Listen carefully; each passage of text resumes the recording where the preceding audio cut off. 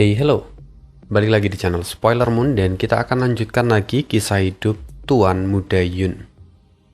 Sebelum mulai, sedikit pengumuman lur, untuk 2 minggu ke depan, mungkin durasi videonya tidak akan terlalu panjang, karena selama 2 minggu ini gue lagi prepare mau nikah seperti yang sebelumnya pernah Ane sampaikan. Jadi Ane tetap nyempetin sih sebenarnya untuk membuat video ini. Tetapi ya itu tadi, karena ini fase persiapan, ada banyak sekali yang harus dipersiapkan ini dan itu, maka waktu yang dipunya semakin tipis, sehingga untuk pembuatan video sendiri sangat terbatas begitu. Tapi Ane tetap usahain supaya ada updatean. Semoga semuanya dapat berjalan dengan lancar.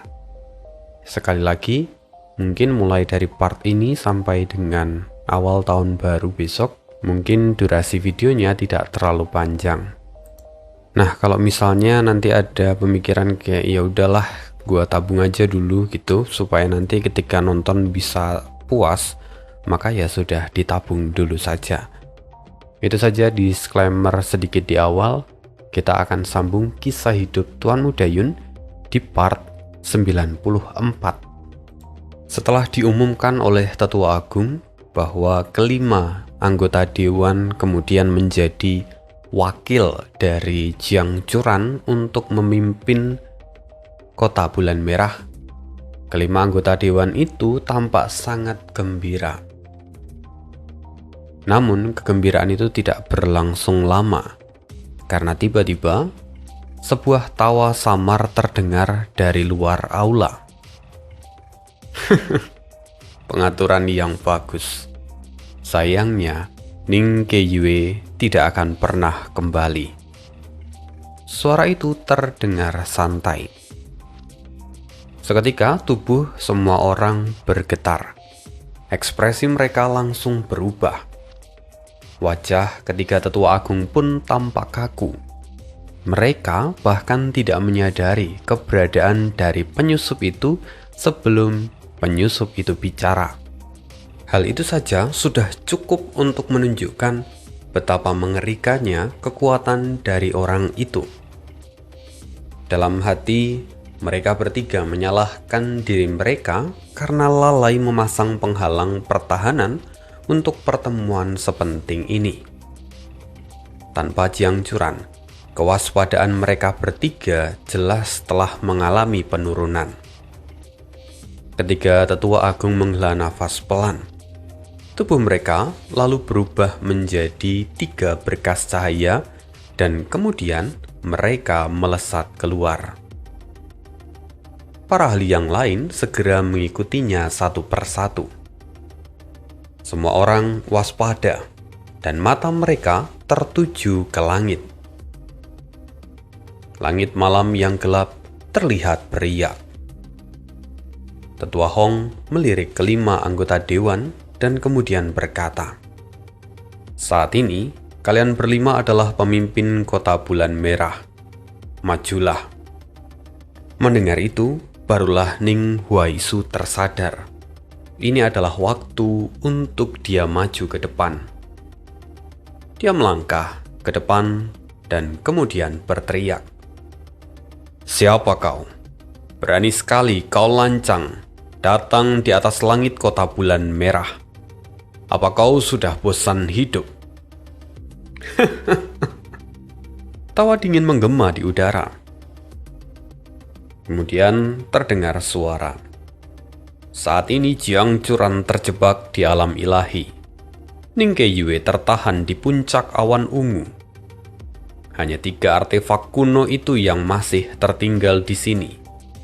Apa kalian pikir kalian layak untuk bicara begitu sombong? Semua orang terkejut. Jelas, pihak lawan datang dengan persiapan yang matang. Mereka sengaja memilih saat di mana 2 pilar utama dari Kota Bulan Merah sedang tidak berada di sana. Ning Huaisu berteriak dengan lantang, "Aku Ning Huaisu, anggota Dewan Kota Bulan Merah. Sekarang akulah yang bertanggung jawab atas kota ini.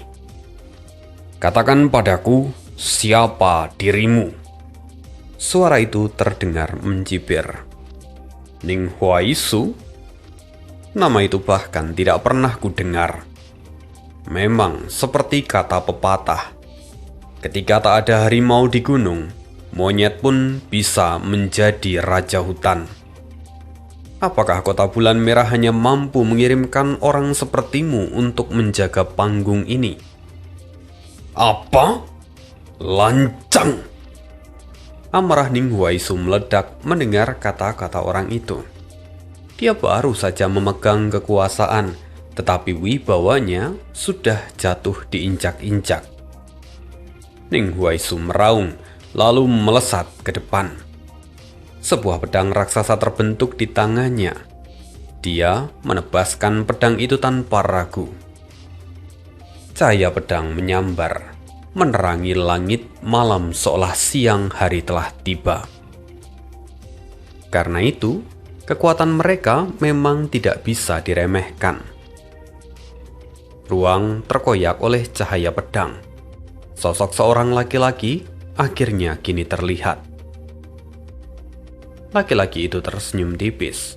Dia mengangkat tangan kanannya, lalu ujung jari telunjuknya bersinar merah. Dalam sekejap, ribuan berkas cahaya merah menembus langit malam dan melesat turun. Seketika bayangan pedang Ning Huaisu langsung tertekan. Cahaya pedangnya bergetar hebat. Di bawah serangan itu, serangan milik Ning Huaisu hancur berkeping-keping. Sosok laki-laki itu mencibir. Dia melangkah maju dan kembali mengulurkan jarinya. Seketika jantung Ning Huaisu bergetar hebat. Aura pada jari lawan itu terasa begitu mengerikan. Kini rasa dingin menjalar ke seluruh tubuhnya. Dalam kepanikan, Ning Huaisu mengangkat pedang raksasanya sekali lagi, mengerahkan seluruh kekuatannya dan menebas tanpa pikir panjang. Di belakang, ketiga tetua agung tampak mengerutkan kening. Tatapan mereka penuh dengan ketidakpuasan. Ning Huaisu terlalu ceroboh. Dalam kondisi di mana kultivasinya jelas lebih lemah, dia tidak tahu diri. Dia tetap bertindak gegabah. Oleh karena itu, kekalahan bukanlah sesuatu yang mengejutkan lagi. Dan seperti yang sudah mereka duga, sosok itu melangkah maju. Tubuhnya menembus bilah pedang raksasa milik Ning Huaisu. Dan seketika, pedang Ning Huaisu ditekan tanpa perlawanan. Boom! Sinar merah juga menembus pertahanan ki milik Ning Huaisu, menghantam dadanya dan menembus punggungnya. Belum sempat dia menjerit, sebuah kaki menginjaknya turun hingga menghantam tanah. Seketika, ki kaisar milik Ning Huaisu runtuh. Tekanan dahsyat menahan seluruh tubuhnya hingga membuat dia tak mampu menghindar. Ning Huaisu muntah darah segar, tubuhnya terhempas dari langit dan menghantam tanah dengan keras. Semua orang yang melihat itu menghirup udara dingin. Ning Huaisu adalah seorang martial Sovereign bintang 8. Namun, dia dikalahkan hanya dalam satu gerakan. Bayangan laki-laki itu perlahan berubah menjadi titik-titik cahaya dan kemudian menghilang. Lalu kemudian sosok itu kembali muncul di langit. Dia berdiri dengan santai sambil tersenyum tipis. Di dunia ini, kekuatan adalah satu-satunya kebenaran. Jangan bicara kalau kau tidak punya kekuatan. Ruan Yuanzi terkejut. Matanya membelalak saat dia mengenali sosok laki-laki itu. Tang Qing, pemimpin guild dagang Forpole. Kenapa orang ini ada di sini? Begitu nama itu terucap, jantung semua orang bergetar hebat. Tidak heran kalau Ning Huaisu kalah telak, karena orang yang ada di hadapan mereka adalah Tang Qing, pemimpin dari kuil dagang Forpol, seorang martial Sovereign bintang 9 di tahap puncak. Bahkan, di dalam serikat pedagang, kuil dagang Forpol merupakan salah satu eksistensi inti. Selain gedung 10.000 harta karun, tidak ada satupun kekuatan di dalam serikat pedagang yang berani mengklaim mampu menekan kuil dagang Forpol. Kini perlahan Tang Qing turun dari langit. Di belakangnya, para ahli dari kuil dagang Forpol mengikutinya satu persatu. Aura mereka menjulang menekan udara yang ada di sekitar. Para penduduk kota kini mulai berhamburan keluar dari rumah mereka masing-masing. Mereka menatap langit dengan wajah terkejut dan cemas.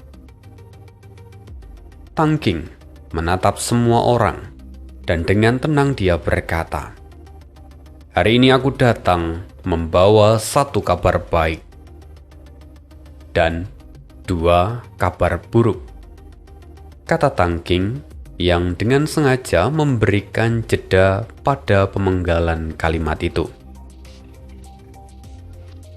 Mendengar apa yang dikatakan Tang Qing, dengan tenang Ruan Yuanxi lalu kemudian berkata, "Pemimpin kuil dagang Forpol, Tuan Tang Qing, mohon jelaskan apa sebenarnya maksud dari kedatangan Anda ini? Apa kabar baik dan kabar buruk yang Anda bawa?" Saat ini hanya Ruan Yuanxi yang berani bicara setenang itu. Sementara keempat dewan yang tersisa semuanya pucat pasi. Mereka menutup mulut rapat-rapat dan tak berani bicara.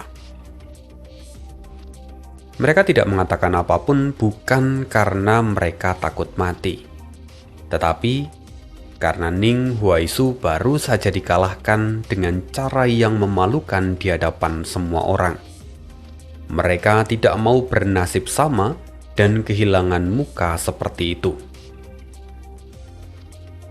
Karena itu, mereka berempat membiarkan Ruan Yuanxi yang bicara. Tang Qing melirik ke arah Ruan Yuanxi sekilas. Dia lalu berkata, "Akan kukatakan padamu, hari ini aku datang membawa kabar baik, di mana kabar baiknya adalah aku membawa seluruh elit dari kuil dagang Forpol untuk bergabung dengan Kota Bulan Merah. Mulai hari ini, Kota Bulan Merah tidak akan lagi berada dalam situasi 3 keluarga yang saling menekan, melainkan Kota Bulan Merah akan memasuki babak baru, di mana ini akan menjadi era dari 4 kekuatan besar yang saling bersaing untuk meraih kejayaan Kota Bulan Merah." Tentu saja semua orang terkejut. Berita ini terlalu mengejutkan. Hati Ruan Yuanxi bergetar hebat. Dia segera memahami maksud dari Tang Qing. Yang disebut dengan bergabung ini, pada hakikatnya tidak lebih dari upaya untuk mengambil alih kendali dari Kota Bulan Merah. Saat ini, selain ketiga tetua agung yang menjauh dari urusan duniawi, hampir tidak ada seorang pun yang mampu menandingi sosok Tang Qing. Kali ini, Ruan Yuanxi tampak serius. Dia memikirkan perkataan dari Tang Qing. Kalau kuil dagang Forpol ingin bergabung dengan Kota Bulan Merah, itu bukanlah sesuatu yang bisa langsung diterima begitu saja. Walaupun memang Kota Bulan Merah itu tidak pernah menutup diri terhadap kekuatan luar yang ingin bergabung. Sejak lama Kota Bulan Merah memang menaungi banyak keluarga bangsawan. Tapi meski begitu, hanya ada 3 keluarga besar yang berdiri sebagai poros utama. Sekarang, jika Ruan Yuanxi, atau katakan Kota Bulan Merah, mengizinkan Guild Dagang Forpol untuk masuk dan bergabung di saat yang genting seperti sekarang, maka itu sama dengan mengundang harimau ke dalam rumah. Ruan Yuanxi menekan gejolak di dalam dadanya. Dia berkata, "Kalau begitu katakan dulu padaku, apa 2 kabar buruk yang Tuan Tang bawa?" Tang Qing menyeringai. "Kalau begitu dengarkan. Kabar buruk yang pertama adalah alam ilahi saat ini tampaknya telah disegel oleh suatu teknik rahasia. Aku khawatir kalau untuk sementara waktu tidak akan ada seorang pun yang dapat keluar dari sana." Mendengar itu, seluruh ahli di Kota Bulan Merah menghirup udara dingin. Berita ini bahkan jauh lebih mengejutkan daripada yang pertama. Tang Qing lalu melanjutkan, "Jika tanah ilahi tidak bisa terbuka, maka Tuan Kota Jiang mungkin tidak akan pernah bisa kembali.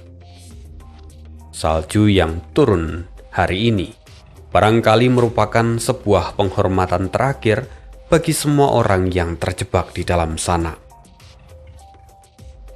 Mendengar itu, keterkejutan Ruan Yuanxi mencapai puncak. Dia merasakan sebuah konspirasi raksasa yang kini tengah menggulung ke arah Kota Bulan Merah. Nyegel pintu masuk ke dalam alam ilahi jelas bukan sesuatu yang bisa dilakukan oleh Tang Qing ataupun Guild Dagang Forpol.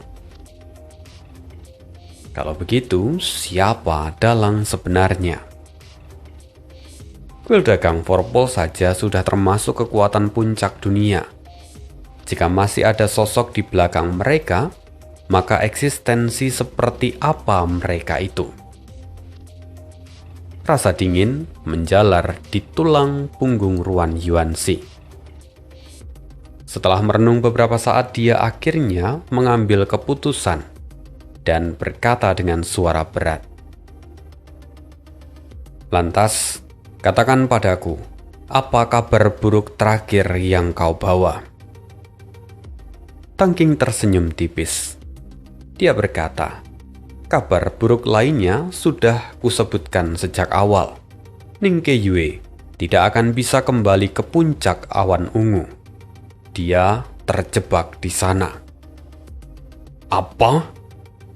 Ning Hangfeng terkejut dan berseru dengan penuh amarah. "Siapa yang menyegel puncak awan ungu dan alam ilahi? Jangan katakan padaku kalau Guild Dagang Forpolmu yang mampu melakukan hal semacam ini." Tang Qing menjawab datar, "Tentu saja bukan aku pelakunya. Aku hanya mengetahui masalah ini secara kebetulan. Mengingat hubungan baikku dengan Kota Bulan Merah, di masa lalu aku merasa berkewajiban untuk membantu. Itulah sebabnya kenapa aku hari ini membawa seluruh elit dari kamar dagangku untuk bergabung dan menghadapi krisis ini bersama." "Kalau begitu, katakan padaku siapa pelakunya," kata Ning Hangfeng yang masih mencoba mengejar otak di balik penyerangan ini. Terlihat sekali amarah serta kecemasan yang bercampur di wajah Ning Hangfeng. Namun Tang Qing tertawa kecil. "Aku memang tahu, tetapi belum saatnya untuk diungkapkan. Lagi pula, kita belum menjadi keluarga. Kalau Kota Bulan Merah menerima Guild Dagang Forpol, maka kita akan menjadi satu kesatuan, dan tentu saja aku tidak akan memberimu tahu." Kini Ruan Yuanxi menatapnya dingin. "Keluarga katamu? Saat ini Guild Dagang Forpol bagaikan tikus di jalanan. Serikat pedagang mencarimu. wilayah suci juga tidak akan tinggal diam. Jika kalian bergabung dengan kota bulan merah, bukankah itu berarti menyeret kami semua sekaligus untuk menghadapi dua raksasa itu? Dengan santai, Tang King berkata, Saudara Yuanzi, kamu terlalu khawatir. Memang ada sedikit kesalahpahaman antara aku dan Serikat Pedagang. Tetapi, itu hanyalah masalah kecil, sangat mudah untuk diselesaikan. Sementara wilayah suci, sebelum mereka datang ke sini, aku sudah mengunjungi mereka dan menyelesaikan kesalahpahaman itu. Mendengar ini Ruan Yuanzi terkejut. Kamu sudah pergi ke alam suci? Jika itu benar, maka sikap wilayah suci terhadap masalah ini akan menjadi sangat mengkhawatirkan. Tang King tersenyum penuh dengan rasa percaya diri. Benar, aku telah menjelaskan semuanya secara langsung kepada Tuan Wei King di wilayah suci, termasuk niatku untuk membawa guild dagang Forpol bergabung dengan kota bulan merah. Tuan Wei King mengatakan bahwa wilayah timur saat ini terlalu lemah. Mereka hanya memiliki satu kekuatan super di kota bulan merah. Kata-kata itu membuat semua orang yang ada di sana terdiam. Jika Tang King benar-benar mendapatkan dukungan dari wilayah suci, maka peristiwa malam ini bukan hanya sekedar krisis, melainkan awal dari badai besar yang akan mengguncang seluruh kota bulan merah. Ruan Yuanzi segera menyadari keseriusan dari situasi ini. Dengan wajah dingin dia berkata, wilayah suci tidak mungkin tiba-tiba mencampuri urusan dari wilayah timur dan kota bulan merah tanpa alasan. Bukan berarti kota bulan merah menolak kekuatan dari luar, tetapi saat ini adalah masa yang sangat genting. Untuk sementara, masalah sebesar ini harus dikesampingkan. Jika Tuan Tang benar-benar berniat untuk bergabung dengan kota bulan merah, silahkan ikut bersama dengan kami ke puncak awan ungu sekarang juga untuk menyelamatkan Ning Keiyue dan membuka segel alam ilahi. Jika itu berhasil, saya yakin tidak ada seorang pun yang akan keberatan dengan kehadiran kalian. Banyak orang yang langsung mengangguk setuju. Dalam hati, mereka mengakui bahwa usulan Ruan Yuanzi sangatlah cerdas. Karena kalau Ning Keiyue dapat diselamatkan, setidaknya akan ada sosok yang mampu menekan Tang King. Mendengar itu, alis Tang King berkerut. Senyuman di wajahnya perlahan memudar. Dia mencibir dan berkata, alam ilahi disegel oleh sosok yang kuat. Aku Tang King tak berani menyentuh urusan itu. Jika kalian ingin menyelamatkan mereka, maka silahkan pergi sendiri. Aku akan tinggal untuk menjaga kota bulan merah. Anggap saja itu adalah tanda dari ketulusanku sebagai anggota baru. Ruan Yuanzi mengibaskan lengan bajunya. Suaranya tetap tenang, tetapi mengandung ketegasan yang tajam. Tuan Tang tidak perlu mengkhawatirkan urusan kota bulan merah. Karena kalian tidak mau bekerja sama, maka silahkan pergi sekarang juga. Kami tidak akan membujukmu. Kalau Anda tetap menolak, maka kami berhak mencurigai bahwa ada motif tersembunyi di balik semua ini. Dalam keadaan itu, maka kota bulan merah akan bertindak sesuai dengan cara kami. Begitu kata-kata itu diucapkan, suasana seketika menjadi dingin. Wajah Tang King mengeras. Dia berkata, kekeras kepalaan saudara Yuanzi hanya akan membawa bencana bagi kota bulan merah. Tapi Ruan Yuanzi tidak mundur selangkah pun. Dia berkata, apakah tindakan saya akan membahayakan kota bulan merah atau tidak? itu bukanlah urusan dari Tuan Tang.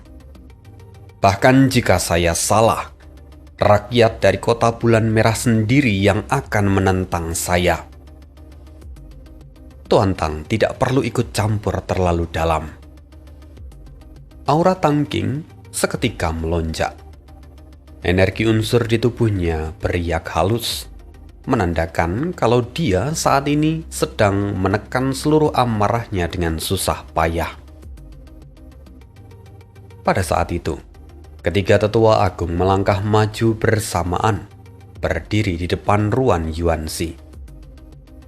Ketiganya memang telah lama mengasingkan diri untuk berkultivasi dan jarang sekali mencampuri urusan dunia luar.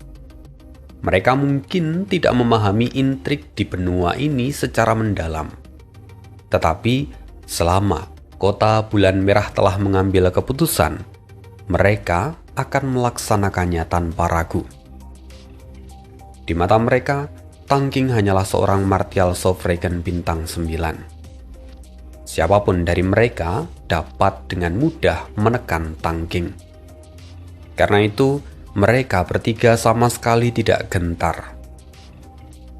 Melihat itu, wajah Tang King berubah drastis. Dengan suara dingin dia berkata, "Nama besar dari ketiga tetua telah lama ku dengar. Kalian adalah pilar dari kota Bulan Merah. Jika kalian benar-benar berniat untuk bergerak, sebaiknya pertimbangkan konsekuensinya terlebih dahulu." Tang King mengangkat tangan. Sinar merah melesat menembus langit. Malam yang gelap seolah terdorong oleh cahaya itu. Langit beriak hebat, memancarkan tekanan yang menyesakkan dan membuat jantung berdebar. Seluruh kota Bulan Merah gempar. Penduduk di bawah menatap langit dengan wajah pucat. Banyak yang telah merasakan firasat buruk. Sesuatu yang mengerikan sekarang sedang mendekat. Ekspresi tetua Hong seketika berubah drastis. Tidak mungkin. Kapal perang peringkat 9. Seketika hati semua orang bergetar hebat. Kapal perang peringkat 9 hampir setara dengan benteng yang bergerak. Meskipun ukurannya besar dan pergerakannya lambat, tetapi daya hancur dari kapal perang peringkat 9 itu sangat mengerikan. Tidak ada seorang pun yang menyangka kalau guild dagang Forpol akan memiliki senjata perang semacam ini. Tang King tertawa puas. Wajahnya bersinar penuh dengan kesombongan. Bagaimana? Apakah kalian masih berniat untuk menentangku? Ruan Yuanxi berkata dingin.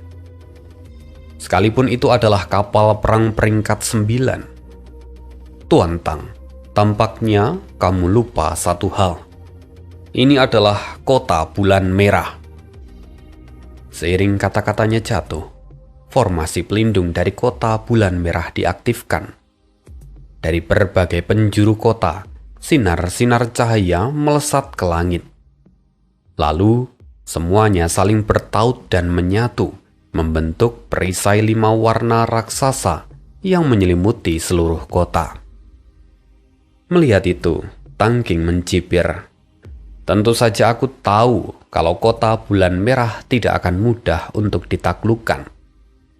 Tapi saudara Yuanxi, apakah kamu benar-benar memaksaku untuk bertarung habis-habisan dan menyeret kota Bulan Merah ke dalam kutukan kehancuran? Saat ini Jiangcuran telah tiada. Jika kapal perangku menghancurkan formasi pelindung kota, kalian masih harus menghadapi orang-orangku. Kota Bulan Merah telah menekan banyak kekuatan selama bertahun-tahun.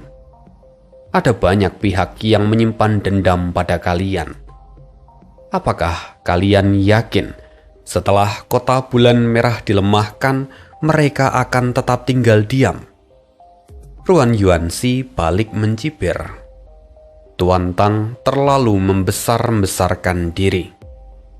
satu kapal perang peringkat 9 ingin menghancurkan formasi dari kota bulan merah, itu tidak lebih dari mimpi di siang bolong. Hanya dengan kekuatan beberapa ratus orang, apakah Tuan Tang berpikir bahwa Anda mampu melawan kami? Jika Anda tetap memaksa, maka Anda hanya akan berakhir mempermalukan diri sendiri. Tang Qing tertawa. Benarkah? Kalau memang satu kapal perang saja tidak cukup, bagaimana jika dua? Fluktuasi spasial kembali muncul di langit. Dan benar saja, sebuah kapal perang raksasa kembali muncul. Kini ada dua kapal perang raksasa peringkat 9. Keduanya berdiri berdampingan, bagaikan gunung besi yang menutupi langit dan menekan seluruh kota bulan merah. Kali ini semua orang benar-benar terguncang. Tang Qing tersenyum sinis dan melanjutkan. Adapun kuil dagang Forpol, kami tentu tidak akan berani menantang kalian secara langsung. Dengan kehadiran 3 tetua agung, siapapun dari mereka bisa memusnahkan kami jika mau. Tetapi, bagaimana jika ketiga tetua agung tidak bisa bergerak? Semua orang terkejut. Ekspresi dari ketiga tetua agung itu pun berubah. Jantung Ruan Yuanxi kini berdebar kencang. Selama ini, kepercayaan diri dari Ruan Yuanxi bersumber dari keberadaan ketiga tetua agung. Kini, melihat Tang Qing yang begitu yakin, Ruan Yuanxi bertanya-tanya, apakah mungkin dia masih menyimpan kartu truf yang lain. Pikiran itu membuat punggung Ruan Yuanxi basah oleh keringat dingin. Sementara itu wajah dari orang-orang kota bulan merah tampak suram. Tang Qing sama sekali bukanlah orang bodoh yang akan bertindak gegabah. Setelah insiden di kota Songyue, dia masih hidup bahkan tanpa cedera. Ditambah lagi, kekuatan kuil dagang Forpol ternyata begitu mengerikan. Jelas sekali bahwa orang ini bukanlah sosok yang bisa diremehkan. Tetua Hong dengan suara dingin berkata, Tang Qing, kau bocah lancang. Tidakkah kata-katamu terlalu berlebihan? Aku benar-benar ingin tahu, apa kartu truf yang membuatmu begitu yakin? Sampai-sampai kau begitu yakin kalau kartumu itu mampu menghentikan kami. Tang Qing tersenyum tipis. Dengan sikap hormat, dia menghadap ke arah ruang hampa yang ada di langit. Dia berkata, Tuanku, mohon tunjukkan dirimu. Mendengar itu hati semua orang bergetar. Mereka semua menatap ke arah kehampaan. Begitu suara Tang Qing mereda, kegelapan malam seakan berkumpul menjadi satu titik, memadat, lalu kemudian menjelma menjadi sosok berjubah hitam. Sosok berjubah hitam itu terlihat melangkah maju. Setiap langkahnya menimbulkan riak halus di udara. Gerakannya lambat, namun tekanan yang dibawa membuat seluruh kota bulan merah diliputi oleh suasana suram. Dalam sekejap, pandangan semua orang tertuju padanya. Wajah orang itu tidak terlalu jelas. Seakan-akan memang wajahnya disensor oleh kegelapan. Ruan Yuanxi dan para ahli dari kota bulan merah merasakan telapak tangan mereka kini basah oleh keringat dingin. Mereka tidak bisa memeriksa siapa sebenarnya sosok ini. Dan hal itu memiliki satu arti, bahwa pemahaman orang ini terhadap dao bela diri telah melampaui semua orang yang ada di sana. Orang ini nyaris menyatu dengan langit dan bumi, melampaui batas eksistensi biasa. Bahkan ketiga tetua agung juga menunjukkan ekspresi serius. Tetua Hong bicara, "Siapa kau?" Sosok berjubah hitam itu tidak menjawab. Dia berjalan lurus ke arah Tang King. Kemudian, dia berhenti dan berbalik. Dalam sekejap, bayangannya melintas di hadapan ketiga tetua agung. Wajahnya terlihat jelas oleh mata mereka. Seketika ketiganya terkejut dan mundur dengan wajah pucat. Mereka saling memandang, memastikan bahwa apa yang mereka lihat bukanlah ilusi. Ruan Yuanzi dan yang lain tentu lebih terkejut. Mereka tidak tahu siapa orang ini. Namun, fakta bahwa ketiga tetua agung yang selama ini acuh terhadap urusan dunia bisa bereaksi sampai seperti itu. Ini sudah cukup untuk menghancurkan ketenangan mereka. Ruan Yuanzi langsung sadar bahwa situasi ini benar-benar buruk. Tetua Hong menekan semua ketakutan dalam hatinya. Dengan suara bergetar dia bertanya, "Apakah itu benar-benar adalah Anda?" Suara datar keluar dari sosok berjubah hitam. "Ya, ini aku." Ekspresi tetua Hong berubah drastis. Suaranya yang begitu familiar membuat seluruh tubuh tetua Hong gemetar ketakutan. Dia menggertakkan giginya. "Kenapa? Kenapa Anda muncul sekarang?" Orang itu berkata, "Dao surgawi berputar tanpa henti. Sejarah akan terus bergerak maju. Bukankah ini hal yang baik? Kalau kota bulan merah kemudian memasukkan kuil dagang Forpol sebagai salah satu kekuatannya." Tetua Hong terdiam. Ketiga tetua agung telah lama berkultivasi di dalam pengasingan. Tidak ada yang mampu memiliki pandangan sampai sejauh ini. Ruan Yuanzi yang sedari tadi mengamati kemudian angkat bicara. "Masalah penerimaan dari kuil dagang Forpol bukanlah sesuatu yang mustahil untuk dibicarakan. Kalau memang kuil dagang Forpol bersedia, kita dapat membahasnya sesuai dengan apa yang sudah saya usulkan. Selama Ning Keyue kembali dan alam ilahi telah terbuka, kota bulan merah pasti akan mempertimbangkan secara menyeluruh usulan kalau kuil dagang Forpol akan bergabung dengan kami." Sosok berjubah hitam itu menatap Ruan Yuanzi.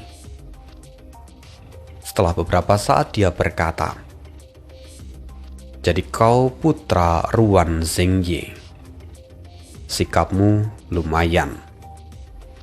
Mendengar itu, hati Ruan Yuanzi bergetar. Sosok di hadapannya memberikan perasaan yang sangat familiar.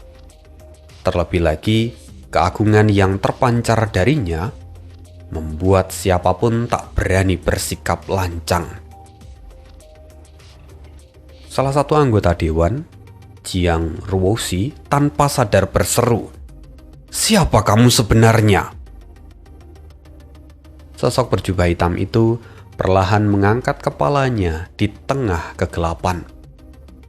Seberkas cahaya seolah menembus langit, menyilaukan dan mengejutkan. Jiang Ruoxi tertegun. Dia mundur beberapa langkah dan wajahnya pucat seolah telah melihat hantu. Kamu..." Kata-katanya tersangkut di tenggorokan. Wajahnya memerah dan ia tak sanggup mengucapkan nama itu. Ruan Yuanzi akhirnya teringat siapa sosok di depannya. Matanya terbelalak penuh dengan keterkejutan. Apakah kamu benar-benar tuanku? Sosok berjubah hitam itu mengangguk pelan. Oh, kau masih mengingatku rupanya. Hati Ruan Yuanxi terasa jatuh ke dalam jurang.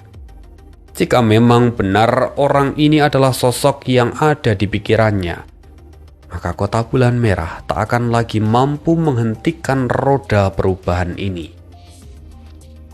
Dengan sisa-sisa keberaniannya, Ruan Yuanxi berkata, "Meski begitu, bagaimana jika kami tetap menolak usulan ini?"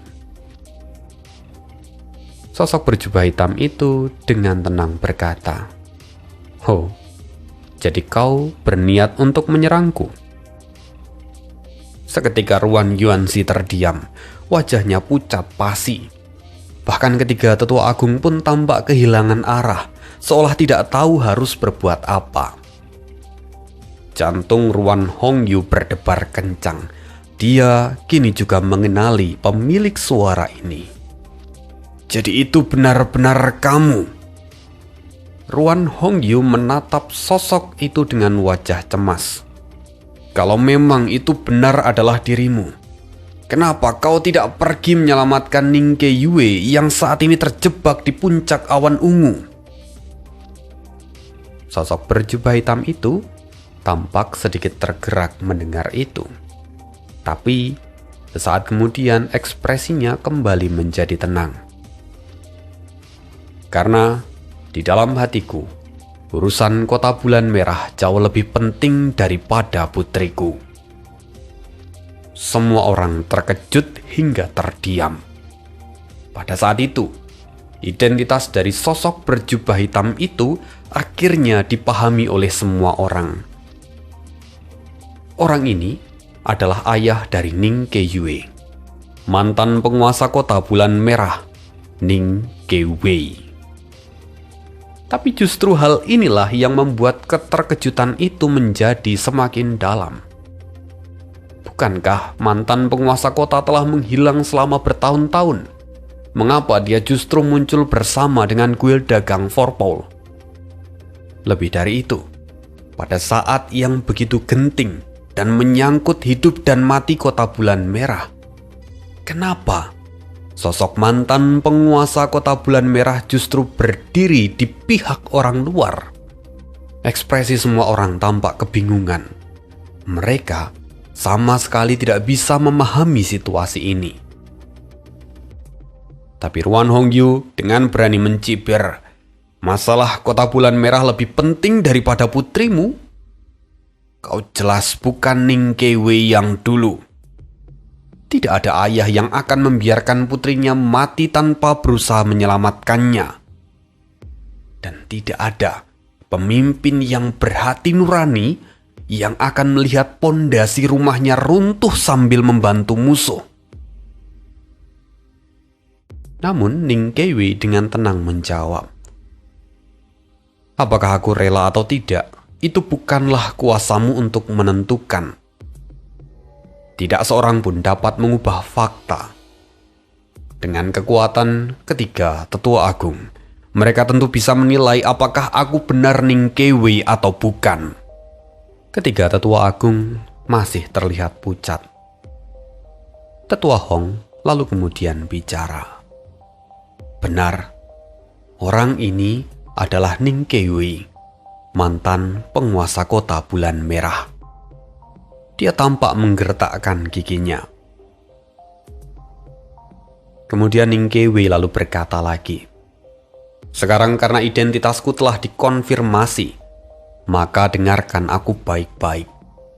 Mulai hari ini, aku akan menggunakan identitasku sebagai mantan penguasa Kota Bulan Merah untuk menyerap kuil dagang Forpole dan membentuk situasi di mana keempat kekuatan dari Kota Bulan Merah akan maju bersama." Hati semua orang bergetar. Tak seorang pun tahu harus bereaksi bagaimana. Kartu truf yang disimpan oleh pihak lawan ternyata adalah figur tertinggi yang pernah memimpin mereka. Lantas, kemana arah masa depan dari kota bulan merah akan bergerak? Ruan Hongyu melangkah maju. Dia sekali lagi menentang. Sekalipun kamu adalah mantan penguasa kota. Tapi semua itu sudah berlalu. Sekarang hanya ada satu penguasa kota bulan merah, yaitu suamiku, Jiang Churan. Semua orang harus mematuhi perintah dari penguasa kota, termasuk mantan penguasa kota sekalipun. Saat ini suamiku masih berada di alam ilahi. Seluruh urusan dari kota bulan merah berada di bawah kendali 5 tetua dewan. Ini adalah aturan kota. Selama kamu masih mengaku sebagai anggota dari kota bulan merah, kamu wajib mematuhinya. Ruan Yuanxi memberanikan diri dan menambahkan, benar apa yang dikatakan oleh Nyonya Ruan Hongyu. Jika kamu masih menganggap dirimu sebagai bagian dari kota bulan merah, maka kamu juga harus tunduk pada aturan dari kota bulan merah. Jika tidak, maka kamu tidak lagi memiliki identitas sebagai mantan penguasa kota bulan merah. Ning Kewei tersenyum tipis. Dia berkata penuh dengan ejekan, "Oh, Ruan Zhengye ternyata memiliki 2 anak yang pandai bicara." Dia lalu berkata dengan suara dingin, "Katakan padaku, di mana 5 tetua dewan itu? Biarkan mereka keluar dan bicara langsung denganku." Tatapan semua orang dari kota bulan merah langsung beralih pada Ning Yuanmeng dan 3 orang lainnya. Sejak Ning Huaisu diinjak Tangking, rasa malu dan amarahnya begitu besar sampai-sampai mereka berempat tidak berani buka suara sejak awal.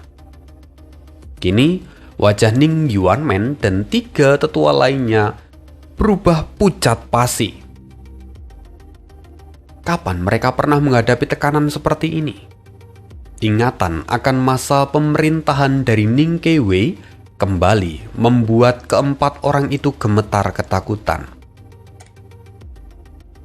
Fu Yichun, salah satu anggota dewan, akhirnya dia berkata, "Sebelum Tuan Kota Jiang memasuki alam ilahi, beliau memerintahkan Ruan Hongyu dan Ning Keyue untuk mengurus kota.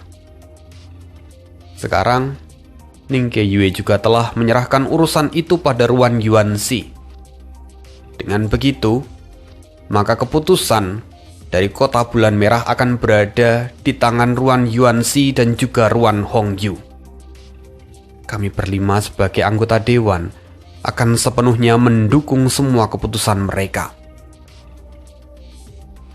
Kerumunan orang-orang dari kota bulan merah kini dipenuhi rasa jijik pada para anggota dewan.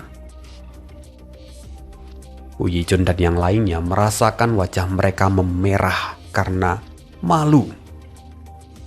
Mereka dapat merasakan penghinaan dari segala arah. Tapi, dibandingkan dengan menghadapi tekanan dari Ning Kewei, mereka lebih memilih untuk menundukkan kepala. Mendengar itu Ning Kewei mendengus. "Dulu kalian adalah sampah, dan sekarang ternyata kalian tetap sampah." Mendengar itu wajah Fu Yichun dan 3 orang lainnya memerah hingga nyaris berdarah. Dalam hati, mereka justru berharap merekalah yang diinjak oleh Tangking sebelumnya, sehingga mereka dapat bersembunyi dan tidak perlu menghadapi momen ini. Ning Kewei kemudian memalingkan pandangannya, menatap Ruan Hongyu dan Ruan Yuanxi. Sekarang, seluruh kota bulan merah berada di bawah kendali kalian berdua. Maka, arah masa depan dari kota bulan merah juga berada di pundak kalian. Katakan keputusan kalian. Keduanya terkejut. Mereka saling memandang dengan ekspresi ngeri. Telapak tangan mereka basah oleh karena keringat dingin. Dada mereka terasa sesak oleh karena beban yang luar biasa berat. Melihat mereka terdiam, Ning Kewei berkata lagi, "Jika kalian masih menolak, kalian tidak hanya harus menghadapiku malam ini, tetapi juga seluruh kuil dagang Forpol. Bahkan jika kalian berhasil bertahan hidup, saat matahari terbit besok, kalian mungkin harus menghadapi seluruh sekte di wilayah timur yang selama ini ditekan oleh Kota Bulan Merah. Apakah kalian masih memiliki rasa percaya diri untuk menghadapi semua itu?"